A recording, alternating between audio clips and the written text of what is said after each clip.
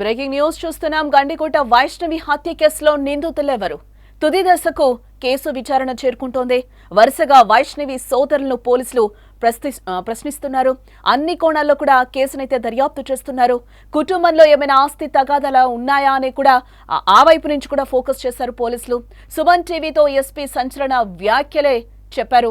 Liver పగిలి చనిపోయినట్టుగా వైష్ణవి వెల్లడిస్తున్నారు. కాలితో తన్నడం లేదా చేతితో బలంగా గుద్దడంతోనే వైష్ణవి మరణించింది. 100% వైష్ణవిపై అత్యాచారం జరగలేదు. గండికోటకు మరో నడక మార్గం ఉందని కూడా ఎస్పీ చెప్తున్నారు. గండికోటలో వైష్ణవి బంధువులను విచారిస్తున్నామని కూడా ఎస్పీ చెప్తున్నారు. గండికోట వైష్ణవి హత్య కేసులో నిందితులెవరు? వైష్ణవి హత్య వెనుక ఏం జరిగింది? ఏ ప్రశ్నలకు చిక్కుముడి వేయటం లేదు. వారం రోజులుగా కేసును దర్యాప్తు చేస్తున్నారు పోలీసులు. కుటుంబ సభ్యుల చుట్టే కేసు తిరుగుతుంది. ముఖ్యంగా వైష్ణవి అన్నలను పోలీసులు సుదీర్ఘంగా విచారించడంతో వారిపై అనుమానం వ్యక్తమవుతోంది. ఇప్పుడు వైష్ణవి సొంత అన్నతో పాటు కజిన్స్ ఈ కేసులో కీలకంగా ఉన్నారనే వార్తలైతే వస్తున్నాయి. ఇటు మరోవైపు కొత్త అంశంపై తెరపైకొస్తుంది. వైష్ణవి కుటుంబంలో ఆస్తి వివాదాలు కూడా ఉన్నాయన్న చర్చ అయితే జరుగుతోంది ప్రస్తుతం. ఈ మధ్యనే వైష్ణవి పేరు మీద కొన్ని రిజిస్ట్రేషన్ అయినట్టుగా కూడా సమాచారం అయితే అందుతోంది. ఈ కోణంలో ఏమైనా హత్యకు అవకాశం ఉందా అనే కోణంలో కూడా పోలీసులు విచారణ జరుపుతున్నారు. ఇదే అంశంపై ఎస్పీ ఈజీ అశోక్ కుమార్ కూడా సుమన్ టీవీని ప్రశ్నించగా ఆ కోణంలో కూడా దర్యాప్తు చేస్తున్నట్లుగా ఆయన వెల్లడించారు. ఆయన ఏమన్నారు ఒకసారి వినే ప్రయత్నం చేద్దాం. సార్, ఇంకొక యాంగిల్, అమ్మాయి మీద రీసెంట్ గా ప్రాపర్టీస్ కొన్ని రిజిస్టర్ అయ్యాయి. ఆస్తి విషయంలో కూడా అయి ఉండొచ్చు అనే ఇది ఉంది సార్. ఏమన్నా ఆ ప్రాపర్టీస్ సంబంధించి ఏమైనా ఎవిడెన్సెస్ వెరిఫై చేస్తా ఉన్నాం. అమ్మాయికి సంబంధించి కుటుంబంలో ఏమైనా తగాదాలు ఉన్నాయా, ఆస్తులకు సంబంధించిన తగాదాలు ఉన్నాయా, ఈ ఆస్పెక్ట్స్ లో కూడా వెరిఫై చేస్తాను. కుటుంబంలో ఉన్నటువంటి అనుమానితుల్ని, కుటుంబ సభ్యుల్ని కూడా అందరినీ కూడా విచారించడం జరిగింది. మళ్ళీ పలు దఫాల్లో కూడా విచారించడం జరుగుతుంది. ఖచ్చితంగా దీన్ని ట్రేస్ అవుట్ చేస్తాము. But it will take some time. Why? Because ఫ్యామిలీకి సంబంధించిన మ్యాటర్ కాబట్టి, ఒక మా అమ్మాయికి సంబంధించిన మ్యాటర్ కాబట్టి, సెన్సిటివ్ ఇష్యూ కాబట్టి దీన్ని జాగ్రత్తగా డీల్ చేయాల్సి ఉంటుంది. గండికోటకు కాలినడక ద్వారా రావడానికి మరో మార్గం ఉన్నట్టుగా కూడా ఎస్పీ చెప్తున్నారు. ఆ మార్గం ఎక్కువగా స్థానికులకే తెలియడంతో గండికోటలో ఉన్న వైష్ణవి బంధువులు పోలీసులు విచారించారు. మరోమారు కూడా విచారించేందుకు సిద్ధమవుతున్నారు. ఈ హత్యలో వారి ప్రమేయం ఏమైనా ఉందా అనే కోణంలో దర్యాప్తు చేస్తున్నట్టుగా ఎస్పీ పేర్కొన్నారు. చుట్టుపక్కల గండికోట కొట్టాలు అనే గ్రామాలు ఉన్నాయి. ఇంకా మిగతా పల్లెటూళ్ళకు పోయే దారి ఉంది. ఒకటే వేరే దారి ఇంకొకటి ఉంది. ఆ ఆస్పెక్ట్ లో కూడా చుట్టుపక్కల ప్రాంతాల్లో మేము నిఘా పెట్టడం జరిగింది. సమాచారాన్ని, ఇన్ఫర్మేషన్ నెట్వర్క్ డెవలప్ చేస్తా ఉన్నాం. డిఫరెంట్ టవర్స్ ఎక్కడెక్కడ ఉన్నాయో ఆ ఆస్పెక్ట్ లో కూడా టెక్నికల్ అనాలిసిస్ కూడా కంటిన్యూ అవుతుంది. ఖచ్చితంగా అటువైపు నుంచి వచ్చేటప్పుడు వెహికల్స్ లో రావడానికి అవకాశం ఉంటుంది. కేవలం నడకబాటలోనే రావాల్సినటువంటి పరిస్థితి ఉంటుంది. కాబట్టి ఈ ఆస్పెక్ట్స్ అన్ని కూడా వెరిఫై చేస్తాం. టోటల్గా గండికోట గ్రామస్తులు అక్కడ ఎవరెవరు ఉంటున్నారు, ఎంతమంది ఉంటున్నారు, వీళ్ళల్లో దాని బంధువులు ఎవరైనా ఉన్నారా, శత్రువులు ఎవరైనా ఉన్నారా, టోటల్ వేరియస్ డిఫరెంట్ యాంగిల్స్లో ఇన్వెస్టిగేషన్ కంటిన్యూ అవుతుంది. ఇక 100% వైష్ణవిపై అత్యాచారం జరగలేదని మరోమారు ఎస్పీ అంటున్నారు.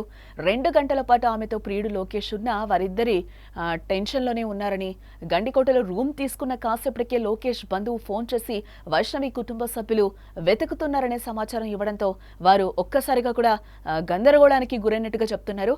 వైష్ణవి మృతికి లివర్ పగలడమే ప్రధాన కారణమని కూడా తేల్చి చెప్పారు.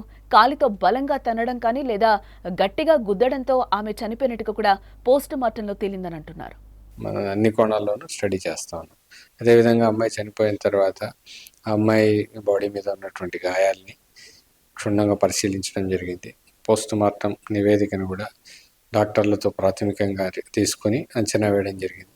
దాంట్లో డాక్టర్లు ఇచ్చినటువంటి ప్రాథమిక అంచనా ప్రకారం ఆమె మీద లైంగిక దాడి జరిగిన ఆనవాళ్లు లేవనేసి చెప్పారు. ఎక్కడ కూడా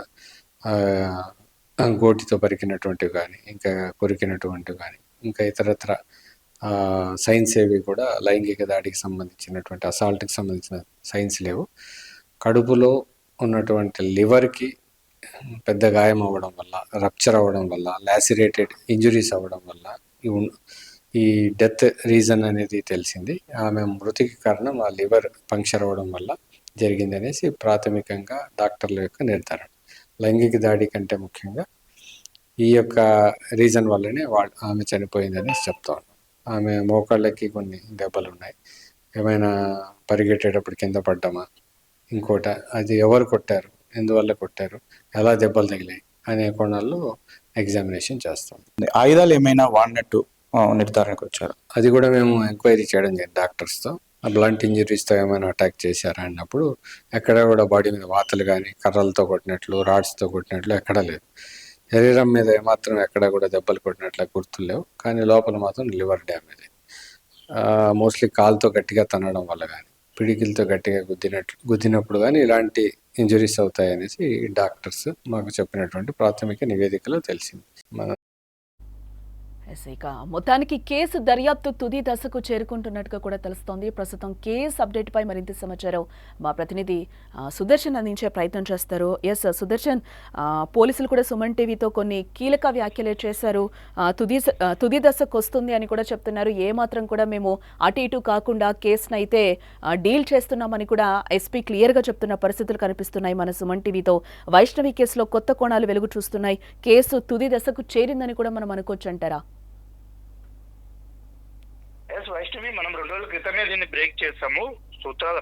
సూత్రధారులు ఎవరో తెలిసింది. పాత్రధారుల కోసమే పోలీసులు వేట కొనసాగిస్తున్నారు. అంటే ఆ రోజు హత్య జరిగిన రోజు నేరుగా ఆ హత్యలో పాల్గొన్న వారు ఎవరు, వాళ్లకు వీళ్లకు ఉన్నటువంటి సంబంధం ఏది, వీళ్లకు వెనక వైపు నుంచి ఇచ్చినటువంటి పుషప్ ఏంటి, అలాగే వాళ్ళు ఏ విధంగా గండికోటకు చేరుకున్నారు, హత్య జరిగిన తర్వాత ఏ విధంగా వాళ్ళు పారిపోయారు, ఈ సీన్ ఆఫ్ అఫెన్స్ అంతా కూడా పోలీసులకు ఒక క్లారిటీ వస్తే గిన అప్పుడు క్లియర్ అయ్యే అవకాశం కనిపిస్తుంది. ఎందుకంటే ఇప్పుడు లోకేష్ కు క్లీన్ చిట్ ఇచ్చారు, అలాగే థర్డ్ పర్సన్స్ యొక్క పాత్ర ఉండడానికి లేదు అంటూ కూడా నిన్న ఎస్పీ డైరెక్ట్ గానే చెప్పాడు. ఎందుకంటే ఏదో ఆకతాయిలో గంజాయి బ్యాచ్ అయితే అత్యాచారానికి పాల్పడే అవకాశం ఉంటుంది, అలాగనే ఏమన్నా దొంగతనానికి పాల్పడిన వాళ్ళ అంటే ఆ థెఫ్ట్ యాంగిల్ కూడా ఏమీ లేదు. కాబట్టి ఇది పరువు హత్య కారణమై ఉండొచ్చు, కుటుంబ సభ్యులే ఇందులో పాత్ర ఉండొచ్చు అంటున్నారు. అయితే ఎవరు చేశారు ఏంటి అన్నది, ఇప్పుడు కుటుంబ సభ్యులు అందరూ కూడా ఆయా ప్లేసుల్లో ఉన్నారు, వాళ్ళకి సంబంధించినటువంటి లొకేషన్స్ ఉన్నాయి, సీసీ ఫుటేజ్లు కొంతవరకు ఉన్నాయి. కాకపోతే ఎవరు పాల్గొన్నారు, అంత దారుణంగా వైష్ణవిని చంపింది ఎవరు అనే దానిపైనే జరుగుతూ ఉంది. అయితే నిన్న కీలకమైనటువంటి 2 ఫోన్ కాల్స్ లిస్ట్ బయటకు వచ్చింది. అది సుమన్ టీవీ ఎక్స్క్లూజివ్ గా అందిస్తూ ఉంది. ఒకతను తోట సుబ్రహ్మణ్యం, ఇతను గండికోట వాసి అయినటువంటి సుబ్బయ్య అనే వ్యక్తికి 12 సార్లు కాల్ చేశాడు. అది కూడా కేవలం వైష్ణవి ఎప్పుడైతే 12 గంటల నుంచి 1 గంట మధ్యలో వైష్ణవి హత్యకు గురై ఉంటుంది అని పోలీసులు భావిస్తున్నారో ఆ గంట వ్యవధిలోనే తోట సుబ్రహ్మణ్యం నుంచి సుబ్బయ్యకు 12 సార్లు కాల్ వచ్చింది. సుబ్బయ్య అనే వ్యక్తి గండికోటలోనే ఉంటాడు, ఇతను స్థానికుడు. తోట సుబ్రహ్మణ్యం ఎవరంటే వైష్ణవి తండ్రి తరపున 4 అన్నదమ్ములు, వాళ్ళల్లో 2వ అన్న ఎర్రగుంట్లలో ఉంటాడు, ఆయనకు ఎలాంటి సంబంధం లేదు. 3వ అన్న కుమార్తె భర్త, అంటే ఇతను బావ వరుస అవుతాడు వైష్ణవికి, వాళ్ళ పెదనాన్నకు అల్లుడైతాడు. ఇతను హైదరాబాద్ లో సాఫ్ట్వేర్ ఎంప్లాయ్ గా పనిచేస్తూ ఉన్నాడు. ఇతని దువ్వూరు మండలం అని చెప్తూ ఉన్నారు. ఇతను ఆ టైంలో సుబ్బయ్యకు కాల్ చేయాల్సినటువంటి అవసరం ఏంది. మనం ఇంకొక క్లూ కూడా 2 రోజుల క్రితమే సేకరించాము. ఏంటంటే లోకేష్ వైష్ణవిని కోటగుమ్మం దగ్గర వదిలేసి వచ్చేటప్పుడు ఎదురుగా ఒక బైక్ వచ్చింది సీసీ ఫుటేజ్ లో. ఆ బైక్ లో వాళ్ళు ఆరా తీసింది ఏంటి, ఎవరు అతను అని మనం గ్రామంలో విచారించుకున్నప్పుడు అతని పేరు సుబ్బయ్య, అతను స్థానికుడు. వైష్ణవిని అక్కడ దింపి వెళ్లే ప్రయత్నంలో లోకేష్ ఇక్కడ నుంచి బస్సు ఎన్ని గంటలకు ఉంటుంది అని అతన్ని అడిగాడు. 6 గంటలకు బస్సు ఉంటుంది అన్నారు. అప్పుడు లోకేష్ కొంత ధైర్యంగా 6 గంటలకు ఆ బస్ ఎక్కి నువ్వు వచ్చేయని వైష్ణవికి చెప్పి తను రిటర్న్ అయ్యాడు. కాబట్టి ఇవన్నీ కూడా కొంత సింక్ అవుతున్నాయి. ఎందుకు అతను ఆ టైంలోనే 12 సార్లు కాల్ చేయాల్సి వచ్చింది. ఓకే, బహుశా వాళ్ళు బంధువులు ఫ్రెండ్స్ అయితే ఒకసారి కాల్ చేస్తారు, మాట్లాడుకునేస్తారు. ఆ కాల్ లో కూడా కొంత దుప్పటి రెడీ చేశాను అన్న ఒక 2 వర్డ్స్ అయితే వినిపించినట్టుగా తెలుస్తూ ఉంది. కాబట్టి వీటన్నిటి కూడా చూడాలి. వైష్ణవి మృతదేహం పక్కన ఒక దుప్పటి లభించింది. చివరికి పోలీసులు ఆ మృతదేహాన్ని గుర్తించిన సమయంలో ఆ దుప్పటిలోనే చుట్టుకొని బాడీని పోస్ట్ మార్టం నిమిత్తం జమ్మలమడుగు ఆసుపత్రికి తీసుకొచ్చారు అని చెప్తూ ఉన్నారు. కాబట్టి ఏంటి దానికి కారణం ఏంటంటే గొంతు నులిమి చేశారా, లేకంటే ఆ దుప్పటి అక్కడ ఎందుకు ఉంది, ఒక సీన్ క్రియేట్ చేయడం కోసమే ఇదంతా చేశారా అనే కోణంలో ఇదొక లీడ్ అయితే మనకు స్పష్టంగా దొరుకుతూ ఉంది. అంతేకాకుండా ఆస్తి విషయాలపైన కూడా కొంత ఉంది. ఎందుకంటే కుటుంబంలో ఉన్నటువంటి ఒక్కొక్కరి పాత్ర బయటకు వస్తూ ఉంది. ఇప్పుడు 3వ పెదనాన్నైనటువంటి అల్లుడు దీంట్లోకి ఎంటర్ కావాల్సిన అవసరం ఏముంది. అలాగే ఇప్పుడు ఆల్రెడీ వాళ్ళ కజిన్ బ్రదర్స్ ఇద్దరు కూడా ఇందులో వాళ్ళకు మీద కూడా అనుమానాలు వస్తూ ఉన్నాయి. అలాగే వైష్ణవి తల్లి మీద కూడా కొన్ని అనుమానాలు వస్తున్నాయి. అంటే ఇదంతా కుటుంబం మొత్తానికే తెలిసి జరిగిందా ఏంటి అంటే దీంట్లో ఏమన్నా ఆస్తి విషయాలు తగాదాలు ఉన్నాయన్న కోణంలో కూడా మేము ఎంక్వైరీ చేస్తున్నామని ఇప్పటికే ఎస్పీ సుమన్ టీవీకి చెప్పడం జరిగింది. కొద్ది రోజుల క్రితమే అంటే వైష్ణవి అమ్మమ్మ ఆమెకు వైష్ణవి అమ్మ ఒకటే, వైష్ణవి అమ్మకు వైష్ణవి ఒకటే ఆడపిల్లలు కాబట్టి తనకున్నటువంటి ఆస్తి అంతా కూతురు తరపున కూతురు అంటే మనమరాలికి ఏకైక మనమరాలు కాబట్టి ఆమెకు చెందాలి, ఆమెకు ఇస్తే బాగుంటుందన్న ఉద్దేశంతోనే వైష్ణవి అమ్మమ్మ కొన్ని ఆస్తులను వైష్ణవి పేరుతో ఈ మధ్య రిజిస్టర్ చేసినట్టుగా తెలుస్తుంది. అందులో ప్రొద్దుటూరులో ఉన్నటువంటి ఇప్పుడు వాళ్ళ నివాసం ఉంటున్నటువంటి ఇల్లు కూడా వైష్ణవి వాళ్ళ అమ్మమ్మదే, వైష్ణవి పేరుతో ఉంది. అలాగే పులివెందుల్లో కూడా కొంత ల్యాండ్స్ వైష్ణవి పేరుతో రిజిస్టర్ అయ్యాయి అంటున్నారు. వాటి మీద కూడా మనం ఆరా తీసే ప్రయత్నం చేస్తూ ఉన్నాము. అన్ని ప్రాపర్టీస్ అన్ని కూడా వైష్ణవి పేరుతో ఎక్కువ మొత్తంలో ఉన్నాయి. సరే ఉంటే ఏమైంది, తమ కూతురే కదా పెళ్లి చేసినప్పుడు ఇంకొకప్పుడు ఉపయోగపడతాయి అనడానికి ఇక్కడ ఇంకొక లాజిక్ కూడా ఉంది. వైష్ణవి ఇప్పుడే 17 ఏళ్ళు ఉన్నాయి, ఇంకొక 1 year అయితే ఆ అమ్మాయి మేజర్ అవుతుంది. ఇదే ప్రేమ వ్యవహారం నడుస్తూ మేజర్ అయిన తర్వాత లోకేష్ తోగిన వెళ్ళిపోతే అమ్మాయి తన ఇష్టానుసారం ప్రేమించి పెళ్లి చేసుకుంటే మాత్రం మేజర్ అవుతుంది. కాబట్టి అప్పుడు ఎవరు కూడా ఆ అమ్మాయిని తప్పుపట్టడానికి ఉండదు, లీగల్ గా కూడా ప్రాబ్లం ఉండదు వాళ్ళకు. ఆ సమయంలో తన పేరుతో ఉన్నటువంటి ఆస్తులన్నీ కూడా తను గెయిన్ చేసుకోగలిగితే మన పాప మన మాట వినకుండా వెళ్ళి ఒకరిని ప్రేమించి పెళ్లి చేసుకోవడమే కాకుండా ఆ అమ్మాయికి హ్యాపీగా బతకడానికి ఆస్తులన్నీ మనమే సమకూర్చినట్టు అవుతుంది అన్న కోణంలో కూడా ఒకవేళ కుటుంబ సభ్యులు ఆలోచించి ఉండవచ్చేమో. కాబట్టి ఆ ఆస్తి అంతా కూడా అటు వెళ్తుందన్న కోణంలో కూడా కొంత అంటే సుదర్శన్ ఇక్కడ మనం కూడా ఇంకొకటి ఆలోచించాలి. ఎందుకనంటే వాళ్ళ పేరెంట్స్ తో మీరు ఇంటర్వ్యూ మన సుమన్ టీవీకి వాళ్ళు ఇచ్చిన ఇంటర్వ్యూలో కూడా వాళ్ళ మదర్ కూడా ధీమాగా మాట్లాడిన పరిస్థితి అయితే మనకి కనిపించింది. మా పిల్లని మేమే చంపుకుంటామా అని కూడా తనకింత మా పిల్లలే ఎందుకు చంపుతారు కొడుకులే అని కూడా ఆమె క్లియర్ గా మాట్లాడిన పరిస్థితులు అయితే కనిపిస్తున్నాయి. అందులో ఆమె ఫస్ట్ నుంచి చెప్తున్నది కూడా అత్యాచారం చేసే నా కూతుర్ని చంపారు అని కూడా చెప్తున్న పరిస్థితి కనిపిస్తుంది. ఈ రోజు యాంగిల్ మొత్తం పోలీసులు కూడా ఒక అంచనాకు వచ్చిన పరిస్థితి కనిపిస్తుంది. వాళ్ళు కూడా మనతో మాట్లాడినప్పుడు ప్రాపర్టీస్ కి సంబంధించి కూడా మేము ఎంక్వైరీ చేస్తున్నాం, ఆ యాంగిల్లో కూడా విచారిస్తున్నామని కూడా చెప్తున్నారు. లోకేష్ కాదు, సుపారీ కాదు, గంజాయి బ్యాచ్ కాదు అనేది కూడా వాళ్ళు క్లియర్ గా ఎవిడెన్స్ చూపిస్తున్న పరిస్థితి అయితే కనిపిస్తుంది. ఈ కథ అంతా మళ్ళీ అనల్ చుట్టూనే తిరుగుతుందని అనుకోవచ్చు అంటారా? అన్నల చుట్టూనే తిరుగుతుంది. వాళ్ళు 2 రోజులుగా ఇంట్రాగేషన్ ఎదుర్కొంటూ ఉన్నారు. ఇప్పుడు ముగ్గురు కూడా పోలీసుల అన్ని కోణాల్లో కూడా ఇంట్రాగేషన్ చేస్తూ ఉన్నారు. వాళ్ళకు దొరికినటువంటి క్లూస్ అన్నిటినీ వీళ్ళ ద్వారా క్రాస్ చెక్ చేసుకుంటూ ఉన్నారు. ఇంకొకటి వైష్ణవి మదర్ మొదటి నుంచి కూడా అత్యాచారం జరిగింది అని చెప్పడానికి అక్కడ ఒక సీన్ క్రియేట్ అయింది. అమ్మాయికి కొన్ని చోట్ల గాయాలు ఉన్నాయి, అలాగే మోకాళ్ళ పైన కూడా అంటే బరుకుపోయినట్లు కూడా ఉన్నాయి. అవి అమ్మాయి వీళ్ళు చంపే ప్రయత్నంలో తరమడం వల్ల పారిపోవాలన్న ఉద్దేశంతో పడిపోయి ఉండొచ్చు అని కూడా ఎస్పీ చెప్తూ ఉన్నారు. అలాగే బట్టలు తీసేసి ఉన్నాయి. అమ్మాయి ఒక ఘోరమైన స్థితిలో మా అమ్మాయిని చూసి మా వాళ్ళే తట్టుకోలేకపోయారు అంటున్నారు. సీన్ లేకి మదర్ వెళ్ళలేదు, ఆమె డైరెక్ట్ ఇక్కడికే వెళ్ళింది. జమ్మలమడుగు ఆసుపత్రికి తరలించిన తర్వాత మృతదేహము అక్కడికి వెళ్ళింది. కాబట్టి అంటే ఇదొక అత్యాచారం చేసి హత్య చేసి ఉంటారు అనే యాంగిల్లోనే అక్కడ సీన్ అంతా కూడా క్రియేట్ అయింది.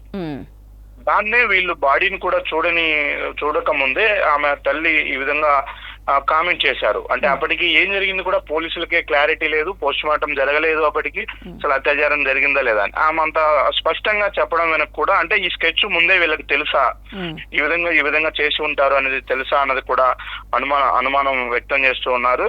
ఏదేమైనప్పటికీ ఎవరైతే చనిపోయారో వాళ్ళ తరపు బంధువులే కాబట్టి ఇంట్రాగేషన్ ఎదుర్కొంటుంది. మేము ఆచితూచి వ్యవహరించాల్సి ఉంటది. వాళ్ళ వైపు నుంచి ఎటువైపు మేము కొంత స్పీడ్ గా యాక్టివిటీ చేయడానికి ఉండదు. ఖచ్చితంగా మా దగ్గర పక్కా ఎవిడెన్స్ ఉన్నప్పుడే వాళ్ళను విచారిస్తాము. వాళ్ళ పాత్రను తేలిన తర్వాతే వాళ్ళపైన మేము చర్యలు తీసుకోగలుగుతాము అని చెప్పి పోలీసులు చెప్తున్నారు. అందుకే ఆలస్యం కూడా ఎక్కువ అవుతూ ఉంది. థర్డ్ పర్సన్స్ ఇంకొకరు ఎవరన్నా అయితే వాళ్ళని గుర్తించిన తర్వాత వెంటనే వాళ్ళ నుంచి నిజం కక్కించడం పోలీసులకు పెద్ద విషయం కాదు. కాకపోతే ఇక్కడ కుటుంబ సభ్యులే కాబట్టి వాళ్ళను ఎంక్వైరీ చేయడంలో కొంత ఎమోషన్స్ ఉంటాయి. వాటన్నిటిని కూడా క్యారీ చేస్తూ జాగ్రత్తగా ఎంక్వైరీ చేయాలి కాబట్టి ఆలస్యం అవుతుంది.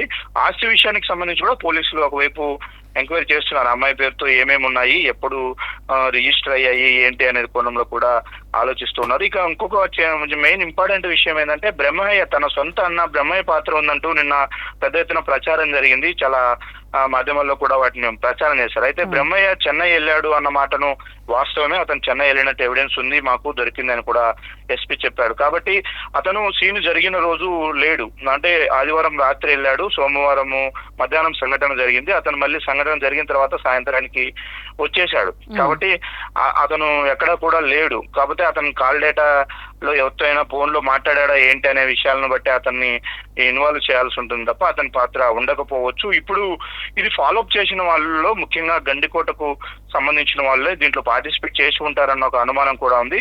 ఇంకొక ఇంపార్టెంట్ క్లూ, ఎక్స్క్లూజివ్ క్లూ, అది కూడా మనకు లక్ష్మయ్య అనే పేరు వినిపిస్తుంది. ఎవరి లక్ష్మయ్య అనే ఆరా తీసే ప్రయత్నంలో అతను కూడా స్థానికుడే, అతను కొండయ్యకు మంచి మిత్రుడు, దూరపు బంధువు కూడా అవుతాడు. కాబట్టి లక్ష్మయ్య పాత్ర ఉన్నట్టు కూడా పోలీసులు గుర్తించారు. ఇతనే డైరెక్ట్ సీన్ లో పార్టిసిపేట్ చేశాడని కూడా అనుమానిస్తున్నారు. ఇతను కూడా పోలీసులు ఇతని కూడా విచారణ చేస్తూ ఉన్నారు. అంటే ఇప్పుడు గండికోటలో ఆ గ్రామంలో ఉండేటువంటి వాళ్ళే దీనికి గిన సహాయ సహకారాలు అందించి ఉంటే మాత్రం వాళ్ళు బయటికి రావడం జరగదు, లోపలికి పోవడం జరగదు. కాబట్టి వాళ్ళు ఎక్కడ సీసీ ఫుటేజ్ లో వాళ్ళ ఎవిడెన్స్ ఏమీ ఉండదు. అలాగే టెలిఫోన్ సిగ్నల్స్ ను అనాలిసిస్ చేసేటప్పుడు కూడా ఎస్ మా ఊర్లో మేమున్నాము, మా ఇంట్లో మేమున్నాము, కాబట్టి మా సిగ్నల్ చూపించుండొచ్చు అని కూడా వాళ్ళు సమర్థించుకునే అవకాశం ఉంటది క్లియర్ గా. కాబట్టి ఈ రెండు ఎవిడెన్సెస్ లేకుండా వాళ్ళను విచారించడం కొంత పోలీసులకు కష్టం అవుతుంది, వాళ్ళగా సహకరిస్తే తప్ప కాదు. కాబట్టి ఇప్పుడు గండికోట వాసి అయినటువంటి సుబ్బయ్య ఒకరు, లక్ష్మయ్య ఒకరు, వీళ్ళిద్దరు మీద కూడా ఎక్కువగా పోలీసులు అనుమానిస్తున్నారు. వాళ్ళిద్దరు కూడా ఇప్పుడు ఇంట్రాగేషన్ ను ఎదుర్కొంటూ ఉన్నారు. అసలు ఆ తోట సుబ్రహ్మణ్యం అనే వ్యక్తి నుంచి అన్నిసార్లు నీకు ఎందుకు కాల్ వచ్చింది, ఆ కాల్లో ఏం మాట్లాడారు ఏంటి అనేది. అంటే ఇందులో తల్లి, అలాగే పెదనాన్న కొడుకులు, అలాగే అల్లుళ్ళు, వీళ్ళందరి పాత్ర కూడా, అంటే కుటుంబం వాళ్ళ పెద్ద ఫ్యామిలీ వాళ్ళందరిలో కూడా ఎక్కడో ఒక చోట లింక్స్ బయటపడుతూనే ఉన్నాయి. అందరికీ కూడా ఈ విషయం తెలుసు అన్న విధంగానే జరుగుతూ ఉంది. పోలీసుల ఎంక్వైరీలు కూడా అదే ఒక్కొక్కటి బయటకు వస్తున్న నేపథ్యంలో కాబట్టి పూర్తిగా కథ మొత్తము కూడా చుట్టూనే జరుగుతూ ఉంది. ఇందులో ఎవరు స్కెచ్ గీశారు, ఎవరి చేత చేపించారు, అంటే సుదర్శన్ ఇక్కడ ఇంకోటి కూడా మనం ఆలోచించాలి. అంటే వైష్ణవి హత్య విషయంలో ఎక్కువగా ఆస్తి తగాదాలే కనిపిస్తున్నాయా ఈ రోజు? ఇప్పుడైతే ప్రధానంగా అవే తెరపైకి వస్తూ ఉన్నాయి. ఎందుకంటే పరువు హత్య అనే విషయంలో ఇంతమంది ఇన్వాల్వ్ అవ్వాల్సినటువంటి అవసరం ఉండదు. ఒకవేళ పరువు హత్య అయితే గిన లొకేషన్ కూడా టార్గెట్ చేసే అవకాశం ఉంటుంది. కాబట్టి పరువు హత్య కంటే కూడా ఆస్తి విషయాలు ఏమైనా ఎక్కువగా మోటివేట్ చేశాయా అన్న కోణంలో కూడా పోలీసులు విచారిస్తున్నారు. ఖచ్చితంగా వైష్ణవి పేరుతో ఆస్తులు గిన ఉంటే పెద్ద మొత్తంలో, అవి కూడా రీసెంట్ టైమ్స్ లో గిన రిజిస్టర్ అయి ఉంటే మాత్రం ఖచ్చితంగా ఆ పాత్రను మనం ఆ యాంగిల్ మనం తీసేయలేము. ఖచ్చితంగా ఆ కోణంలో ఉండవచ్చు. కాకపోతే వైష్ణవిని చంపేయడం ద్వారా ఆస్తులు ఎవరు గెయిన్ చేసుకుంటారా అనేది కూడా మనం ఆలోచించాల్సినటువంటి విషయం. వాళ్ళకి కాకుండా పోతాయి. అంటే వైష్ణవి ఒకవేళ చంపేస్తే వైష్ణవి పేరుతో ఉన్నటువంటి ఆస్తులు ఎవరికి వస్తాయి? తన సొంత అన్నదమ్ములకు వస్తాయి, తన సొంత తల్లిదండ్రులకు వస్తాయి. కాబట్టి వైష్ణవికి ఒక అన్న ఉన్నాడు, ఒక తమ్ముడు ఉన్నాడు. అన్నకు సంబంధించి కూడా కొంత అనుమానాలు వస్తున్నాయి. బ్రహ్మయ్య అతను చెన్నై వెళ్ళాడని చెప్తూ ఉన్నారు. కాబట్టి ఎక్కువ మోటివ్ ఉంటే వాళ్ళ సైడ్ నుంచి ఉండాలి ఆస్తి విషయం అయితే. అంటే ఫైనల్ గా ఒక్కటి చెప్పండి సుదర్శన్, అంటే ముగించే ముందు ఒక్క మాట, అంటే కుటుంబ సభ్యుల్ని మళ్ళీ విచారించే అవకాశాలు కనిపిస్తున్నాయా? పోలీసులు ఏంటిది తొందరగా కొలిక్కొచ్చే అవకాశాలు కనిపిస్తున్నాయా వైష్ణవి హత్యకు సంబంధించి? ఏంటి ఇక్కడ మోరోవర్ ఒక ఇంపార్టెంట్ ఇష్యూ ఏంటంటే క్లూస్ లేవు, ఎక్కడ కూడా ఎవిడెన్సెస్ లేవు. ఎలాంటి ఎవిడెన్సెస్ అంటే స్పాట్ ఇక్కడ జరిగింది ఎగ్జాక్ట్లీ ఈ విధంగా తీసుకెళ్లారని, అక్కడ ఎలాంటి చిన్న క్లూస్ కూడా లేవు. ఆ క్లూస్ ఉంటే ఫోరెన్సిక్ కు పంపిస్తారు, వాటి మీద ఫింగర్ ప్రింట్స్ తీస్తారు, ఇవన్నీ కూడా కొంత టాలీ చేసుకునే అవకాశం ఉంటది. ఆ క్లూస్ లేకుండా చేశారు. అలాగే వీళ్ళు ఎగ్జిట్ అయినటువంటి గండికోట నుంచి ఎవరైతే హంతకులు ఉన్నారో వాళ్ళు పారిపోయినటువంటి దారిని కూడా ఫైండ్ అవుట్ చేయలేకపోతున్నారు. ఎందుకంటే ఇంకొక దారి ఉంది, ఆ దారి మార్గంలో కాలినడకన వెళ్ళి ఉంటే మాత్రం గుర్తించడం కష్టం, దానికి ఎవిడెన్సెస్ క్రియేట్ చేయడం కష్టం. కాబట్టి అందుకు ఆలస్యం అవుతుంది. ఒకటి, ఫ్యామిలీ మెంబర్స్ ను విచారించేటప్పుడు ఆచితూచి విచారించాలి. ఒకవేళ ఫ్యామిలీ మెంబర్స్ పాత్ర లేదు అనికినా సర్టైన్ ఎంక్వైరీ ముందుకు వెళ్ళిన తర్వాత మాత్రం తెలిస్తే అది అందరికీ కూడా పశ్చాత్తాపడాల్సినటువంటి విషయం. ఎందుకంటే వాళ్ళు మా అమ్మాయి చనిపోయింది, మా అమ్మాయిని చంపేశారు, ఇట్లా మా అమ్మాయి కనిపించట్లేదని కంప్లైంట్ ఇచ్చిన వారిని ఈ విధంగా పోలీసులు ఇది చేస్తే రేపు వాళ్ళ పాత్ర లేదంటే మాత్రం అది మరి పెద్ద ఇష్యూ అవుతుంది. కాబట్టి ఆ కోణంలోనే ఎక్కువ పోలీసులు జాగ్రత్త తీసుకుంటున్నారు. అందువల్ల డిలే అవుతుంది తప్ప కేసులో మాత్రం ఎక్కడ డైవర్షన్ లేదు, ఎక్కడ కన్ఫ్యూజన్ కూడా లేదు. చాలా క్లారిటీగానే పోలీసులు విచారణ ముందుకు సాగుతుంది. కాకపోతే టైం తీసుకుంటున్నారు. వాళ్ళు 1-2 సార్లు క్రాస్ చెక్ చేసుకుంటూ ఉన్నారు. ఏ కుటుంబ సభ్యున్ని అనుమానించినా కూడా అది పూర్తి ఎవిడెన్సెస్ తో ఆధారపూర్వకంగానే వాళ్ళను అనుమానించాలి, విచారించాలి. ఆ విచారణలో పోలీసులు చూపించే ఎవిడెన్స్ ను బట్టి వాళ్ళగా ఒప్పుకోవాలన్న కోణంలోనే ఈ ఎంక్వైరీ అంతా కూడా సాగుతూ ఉంది. రైట్ సుదర్శన్, మరిన్ని అప్డేట్స్ కోసం మళ్ళీ మిమ్మల్ని కాంటాక్ట్ చేస్తాం. మొత్తంగా గండికోట వైష్ణవి హత్య కేసులో నిందితులు ఎవరు, వైష్ణవి హత్య వెనుక ఏం జరిగింది, ఈ ప్రశ్నలకు చిక్కుముడి ఇప్పటివరకైతే వేయటం లేదు. వారం రోజులుగా కేసునైతే పోలీసులు దర్యాప్తు చేస్తూ ఉన్నారు. చేస్తాం కూడా అని కూడా పోలీసులు కూడా సవాల్గా తీసుకున్న పరిస్థితి అయితే ఈ రోజు కనిపిస్తుంది. బట్ కుటుంబ సభ్యుల చుట్టే కేసు తిరుగుతోంది. ముఖ్యంగా వైష్ణవి అన్నలను పోలీసులు సుదీర్ఘంగా విచారించడంతో వారిపై కూడా అనుమానం వ్యక్తమవుతుంది. వైష్ణవి సొంత అన్నతో పాటు కజిన్స్ ఈ కేసులో కీలకంగా ఉన్నారనే వార్తలైతే బయటకొస్తున్నాయి. మరోవైపు కొత్త అంశంపై తెరపైకొస్తోంది. వైష్ణవి కుటుంబంలో ఆస్తి వివాదాలు కూడా ఉన్నాయన్న చర్చ అయితే జరుగుతోంది. ఈ మధ్యనే వైష్ణవి పేరు మీద కొన్ని రిజిస్ట్రేషన్స్ అయినట్టుగా కూడా సమాచారం అందుతోంది. ఈ కోణంలో ఏమైనా హత్యకు అవకాశం ఉందా అనే కోణంలో కూడా పోలీసులు విచారణ జరుపుతున్నామని కూడా చెప్తున్నారు.